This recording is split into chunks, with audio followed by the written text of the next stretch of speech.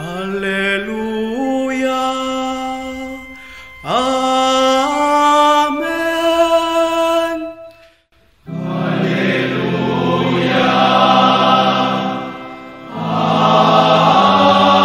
Amen.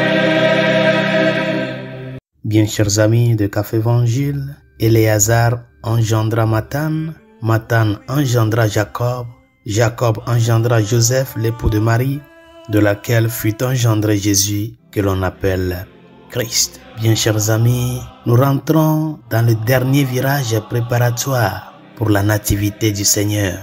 À partir du 17 au 24 décembre, l'Église intensifie sa préparation pour la venue du Seigneur.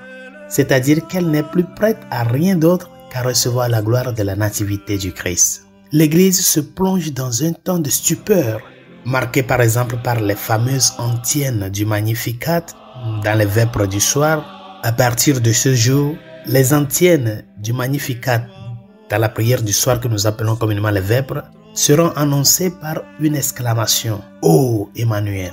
« Ô sagesse !» Une exclamation grande. Et les lectures que nous aurons à écouter seront des annonces immédiates de la venue du Seigneur.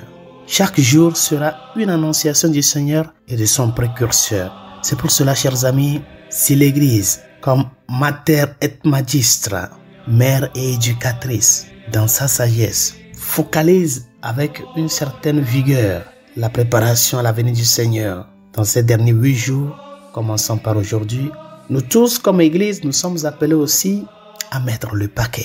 C'est-à-dire que rien ne doit nous préoccuper plus que la venue du Seigneur. Il est à la porte, il est prêt, il frappe à la porte. La Vierge Marie est dans ces derniers instants, gémissant dans cette douleur de la maternité, de la grossesse qui va nous amener le Sauveur.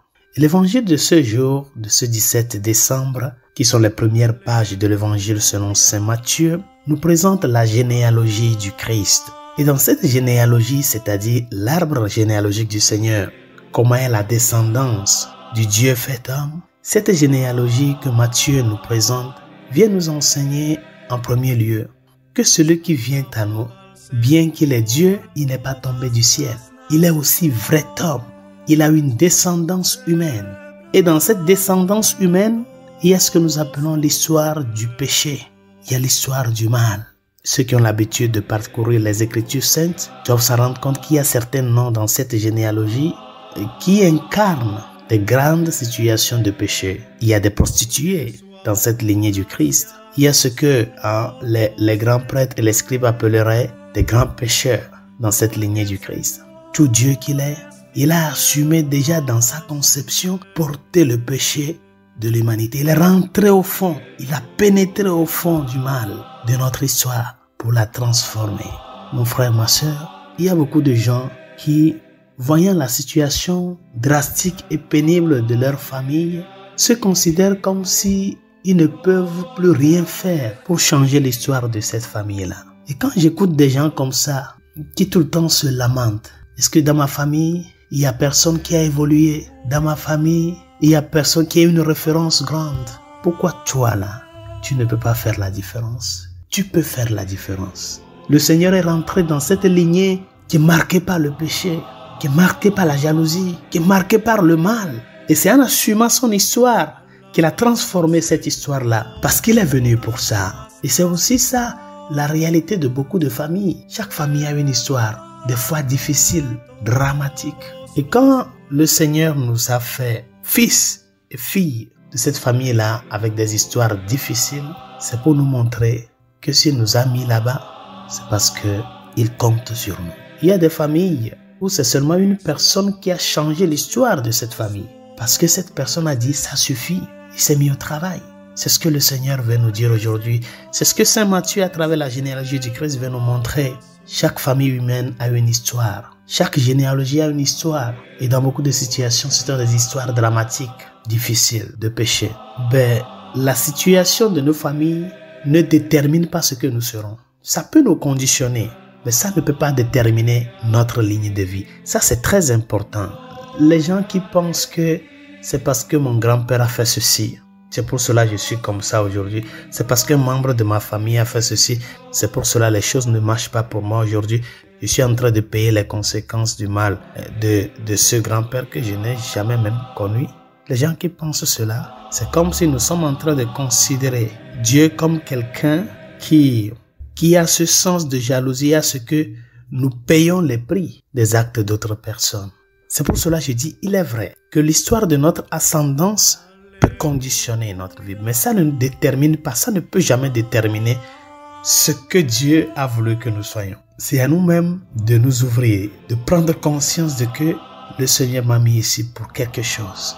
Le Christ, tout Dieu qu'il est, il a assumé l'histoire de cette ascendance qui ne représente que l'ascendance de toute l'humanité. Et il l'a transformée en se donnant totalement pour l'humanité.